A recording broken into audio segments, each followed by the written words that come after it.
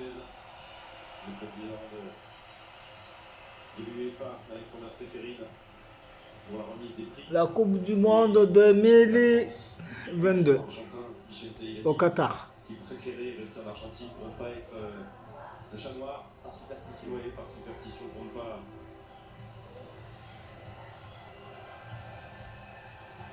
porter malheur à sa sélection. Il a dû gagner quelques voix d'un coup.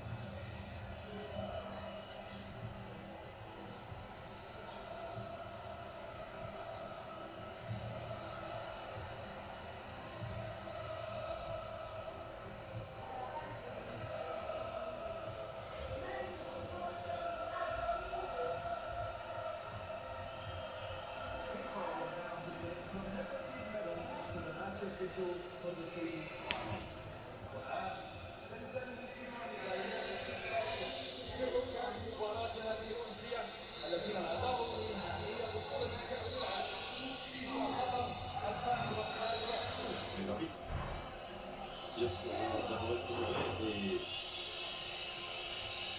un grand moment de football, grand arbitre, Simon Marcignac,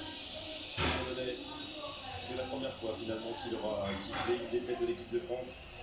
On a en souvenir Michel Tescandon qu'on avait passé avec lui à la Coupe du Monde en 2018, vous vous souvenez, à la descente d'un avion, tout à fait. Vous aviez parlé arts martiaux tous les deux entre autres et voilà, c'est un garçon très attachant, très ouvert, très souriant et c'est un grand arbitre. Il a très bien tenu le match, notamment sur l'agressivité, que ça dérape pas, ça a été parfaitement fait. Après il y avait des décisions d'arbitrage compliquées, il les a pris avec autorité et justesse. Les arbitres honorés.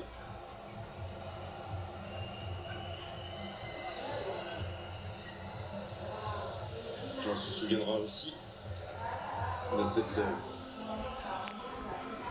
la première pour un pays organisateur éliminé dès le premier tour, oui, mais sans gagner le moindre match. Sportivement, le Qatar n'était pas au niveau. Dans l'organisation, il l'a été. Et pour tout le reste,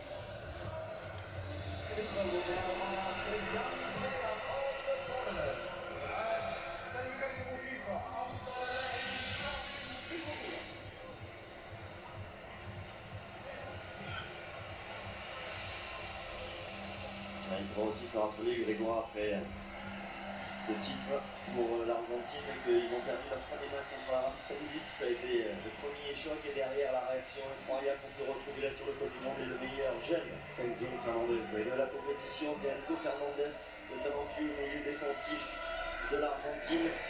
21 ans, le joueur du Benfica Lisbonne, et effectivement buteur contre le Mexique lors du deuxième match, le match de la réaction finalement, parce que l'impression était terrible après la défaite contre l'Arabie Saoudite sur l'Argentine, et Enzo Fernandez aurait été Le métronome du milieu de terrain. Vraiment un magnifique joueur.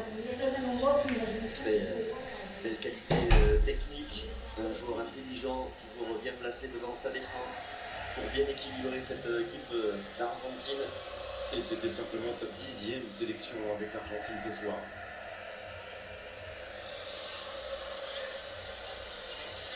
Et c'est tout un stade qui chante son nom.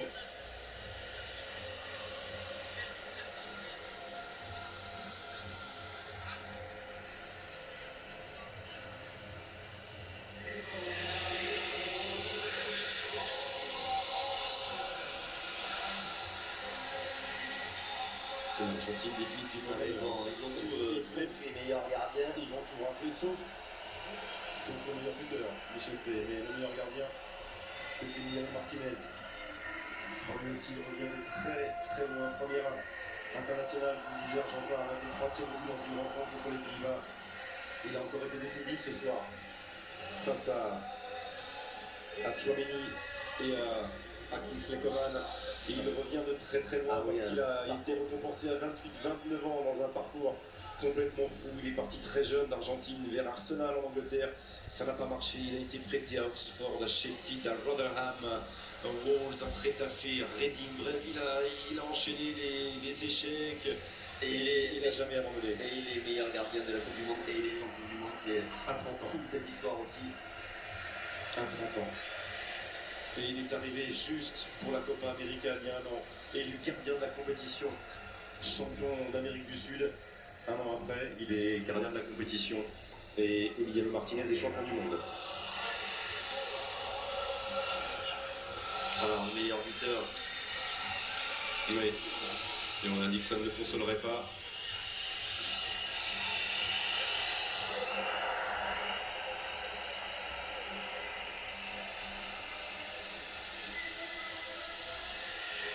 Le meilleur buteur bien sûr c'est Kylian Mbappé. 8 buts dans une Coupe du Monde.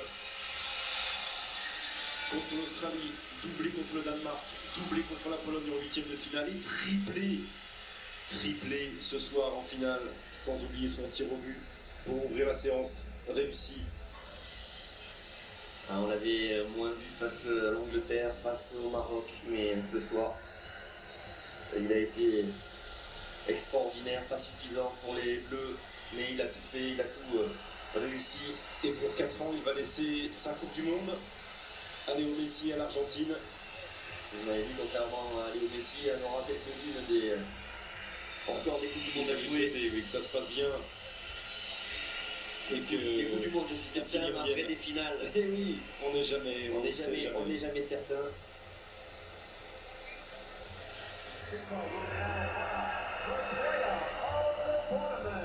Voilà, et le meilleur joueur de tournoi, ça va être Lionel Messi. Et son 24e anniversaire après-demain risque d'être un peu plus triste que les autres. Lui qui n'avait, Kylian, jamais perdu un match de Coupe du Monde lorsqu'il avait débuté avec les Bleus. Ce soir, il l'a perdu au tir au but de Messi. Il est le meilleur joueur du tournoi. Probablement une fin de carrière avec l'équipe d'Argentine en apothéose avec cette Coupe du Monde. Il attendait depuis tant d'années. Il est passé à côté. Coupe du Monde au Brésil face à l'Allemagne qui s'est imposée 1-0 contre l'Argentine. Et cette fois-ci, c'est la bonne pour Lionel Messi. Ça vient couronner une carrière folle. Oui, c'est C'est lui, un joueur. Michel était le dernier survivant de 2014. C'était le seul de la finale 2014, présent encore ce soir. Di Maria était blessé en 2014. Septuple ballon d'or, meilleur joueur de la Coupe du Monde. C'est Clarence Seedorf, le grand milieu de terrain néerlandais, qui disait il y a quelques jours, on ne doit comparer Messi à personne. Non, cet homme qui embrasse la Coupe du Monde n'est comparable à personne. Et ça ne sert à rien de le comparer à Maradona, à Pelé ou à d'autres. Il est Léo Messi et avec ce point d'orgue sublime, il vient de mettre un terme, pas tout à fait, en tout cas au niveau international, sans doute, à un passage dans le foot qui restera pour l'histoire. Oui, bravo. Et il retrouvera le meilleur buteur de cette Coupe du Monde dans quelques jours, du côté du Paris Saint-Germain. Ils retrouveront Neymar, éliminé plus tôt. Que leur restera-t-il de ce mois? Comment repartiront-ils avec leur club? Ça sera une des questions. On n'a pas envie de se la poser ce soir, on a le temps d'en revenir. Mais on les verra à nouveau réunis avec le Paris Saint-Germain. 5e Coupe du Monde, 26e match, le record de Lothar Matthäus battu. Il est le premier à avoir marqué en poule, en 8e, en quart, en demi, en finale. Il en manque là pour la photo, il manque le meilleur jeune du tournoi, Enzo Fernandez, le meilleur joueur Lionel Messi, le meilleur gardien Emiliano Martinez et puis le meilleur buteur Kylian Mbappé.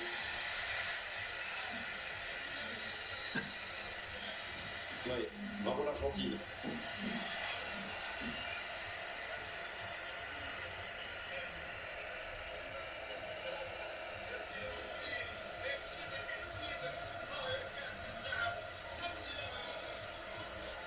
Messi qui avait fait déjà un très bon début de saison avec le Paris Saint-Germain, on l'a vu sur cette Coupe du Monde.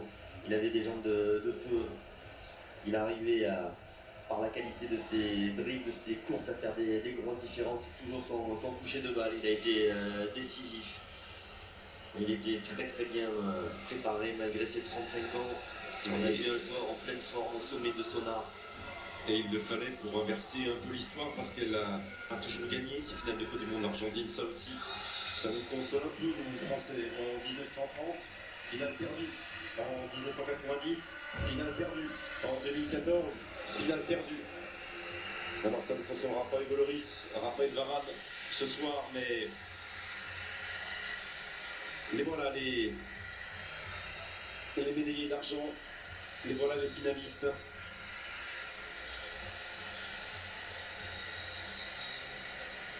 Et les voilà ceux qui rebondiront. Souvenez-vous du rebond des Bleus après la défaite en 2016 à l'Euro, à la maison, en prolongation, à la 113e minute, et le but d'Eder pour le Portugal. C'est de ça qu'est capable le football français, et c'est ça qu'on attendra du football français. C'est probablement comme ça que l'Argentine a construit sa victoire aujourd'hui aussi, sur la désillusion d'une finale perdue en 2014. Donc c'est vrai que 2016, cette finale perdue contre le Portugal, eh ben, derrière il y a eu ce rebond, cette motivation, cette envie qui nous a permis de gagner la Coupe du Monde 2018. Cette équipe d'Argentine, elle avait toujours cette envie, cette motivation, même dans les moments les plus difficiles de cette finale. Elle s'est battue jusqu'au bout, elle a été récompensée. Alors voilà, peut-être que ça servira à l'Euro 2024. Alors merci Hugo Lloris, Benjamin Pavard, Axel Disassi, Raphaël Varane, Jules Koundé, Matteo Guendouzi, Antoine Griezmann, Aurélien Tchouaméni, Olivier Giroud, Kylian Mbappé, Ousmane Dembélé, Randal Kolo Muani, Adrien Rabiot, William Saliba, Dayou Upamecano, Théo Hernandez, Ibrahima Konaté, Youssouf Fofana, Jordan Verretou, Steve Monanda, Kingsley Coman, Alphonse Areola, Eduardo Camavinga, Marcus Thuram.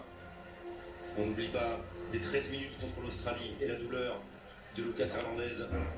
Et on n'oublie pas ceux qui auraient pu être là, ceux qui n'ont pas été là. Karim Benzema, N'Golo Kanté, Paul Pogba, Mike Maignan, Prestel Kimpembe, Christopher Nkunku. C'est une liste de grands champions, de grands joueurs, et c'est la preuve que notre football peut être fier de lui.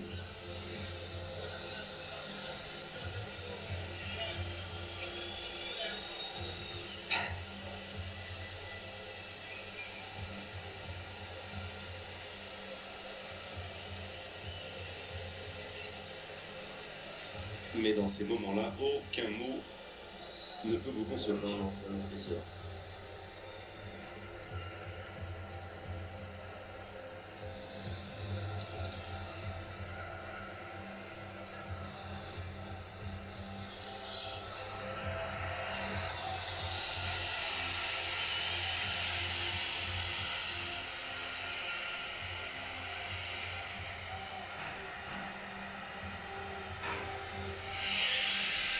Et bien sûr, Guy Stéphane, Franck Raviot, Cyril Moine, Bachir Néard, l'intendant, Franck Le Gall, le médecin,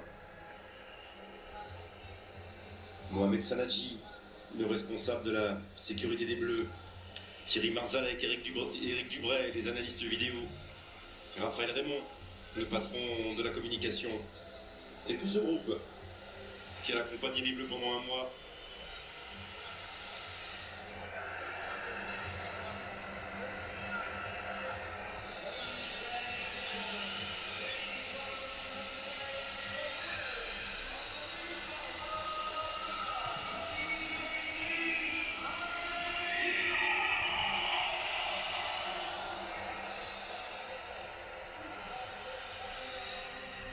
Et un par un maintenant les champions du monde. Et d'abord Emiliano Martinez, bien sûr. Le meilleur gardien de cette compétition.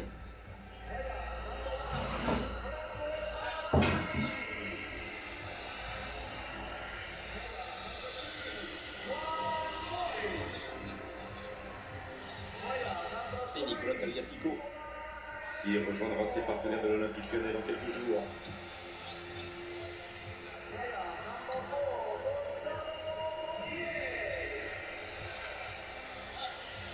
Gonzalo Montiel, Leandro Paredes,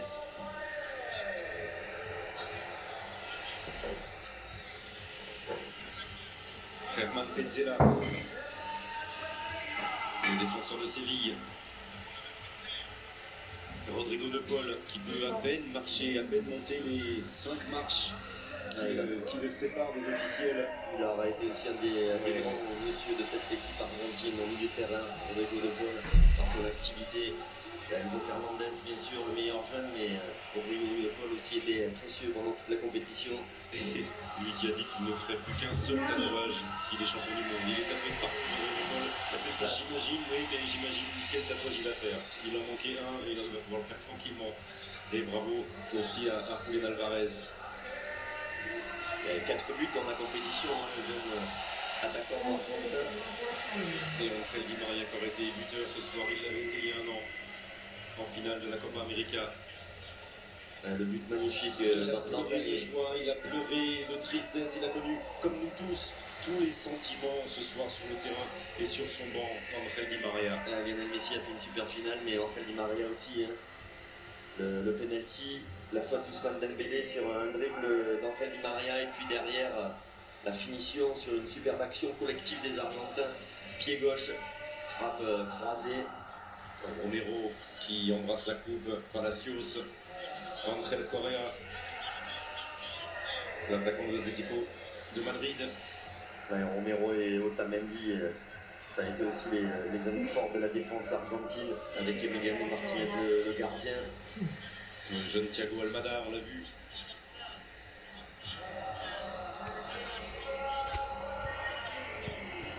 Nicolas Otamendi, McAllister, lui aussi des vraies grandes révélations.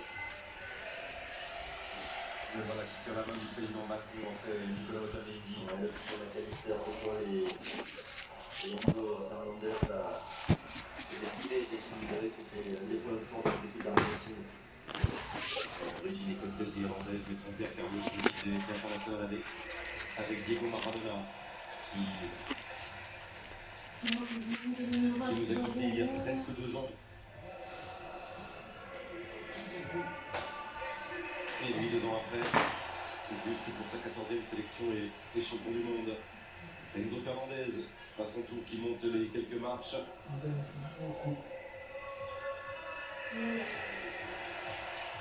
Voilà, ces joueurs qui resteront dans l'histoire du football, dans l'histoire du football argentin. Avant, on disait Kempes, comme Ardiles, comme Passarella, comme Maradona, bien sûr, comme Valdano, comme Jorge Burruchaga, comme tous ces joueurs qui, avec Menotti et Bilardo, 2 entraîneurs mythiques mais bien différents dans leur conception du jeu, sont allés chercher le Graal. C'était il y a si longtemps, mais ça montre aussi que, comme la France maintenant, elle est dans ce club-là de la France, que ces hommes-là représentent un très grand pays du football et que Lionel Scaloni, nous on peut l'appeler la Scalonetta, cette équipe, parce qu'elle lui doit énormément. Bravo à ce coach qui a été, durant toute cette compétition, aussi dans son attitude, toujours très calme, qui a fait des bons choix, encore un bon choix de mettre Ángel Di María, un choix payant pour son équipe. Il était intérimaire, Vicente. Il était Ouais, mais il a aussi un parcours incroyable aussi. Intérimaire après Jorge Sampaoli, il ne devait pas rester. Toute l'Argentine se disait, mais qui est-il? Qui est cet homme? Qu'a-t-il fait? Il n'avait entraîné que de toutes petites équipes. Qu'a-t-il fait pour mériter d'entraîner l'Albiceleste? C'est Maradona qui a eu des mots très durs envers lui. Et bien, 4 ans après, Lionel Scaloni aura vraiment créé un groupe et une équipe de très haut niveau, capable de s'adapter, capable même de résister à un retour des Bleus aujourd'hui.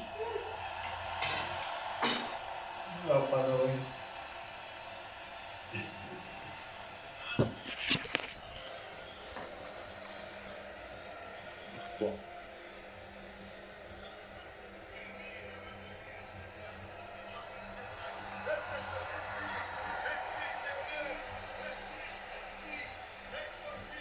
Voilà quelques mots de Gianni Infantino pour Léo Messi. Je ne vais pas vous faire l'injure de décliner l'ensemble du palmarès de ce joueur-là. Il ne lui manquait que ça, que ce trophée tout en or de 6 kilos. L'Argentine et Léo Messi sont champions du monde. Et voici un des plus grands sportifs de l'histoire.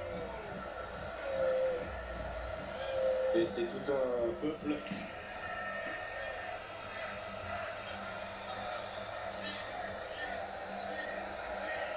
qui salue l'immensité de ce destin.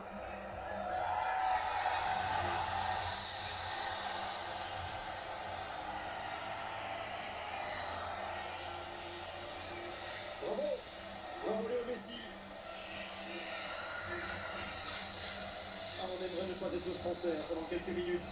On aimerait ne pas avoir au fond de notre cœur la tristesse qui accompagne la défaite aujourd'hui des hommes de Deschamps, parce qu'on aimerait rendre hommage, Mais on sans peut, aucune limite, sans Grégoire, leur rendre hommage. aucune mélancolie à cet homme-là. Et La défaite, cette équipe-là. elle est évidemment terrible pour l'équipe de France, mais le mérite de cette équipe d'Argentine est là. Ils ont fait un grand tournoi après avoir démarré péniblement après une défaite contre l'Arabie Saoudite, je l'ai dit, avec cet immense joueur Lionel Messi.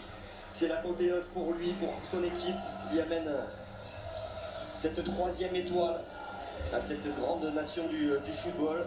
Et voilà, et le parcours de cette équipe a été remarquable. Il y a eu les Pays-Bas, il y a eu la Croatie, puis finalement la France, une maîtrise de cette finale pendant 75 minutes, et puis après un football qui est devenu complètement fou avec la réaction de l'équipe de France, avec le retour de l'équipe de France. Donc bravo à cette équipe argentine et bravo à Lionel Messi. voilà le stade de Lusail qui s'illumine en ce jour de fête nationale du Qatar. Et évidemment ces supporters qui vont faire la fête très tard ce soir et qui feront la fête partout en Argentine, à Buenos Aires, à Rosario, là où est né Léo Messi.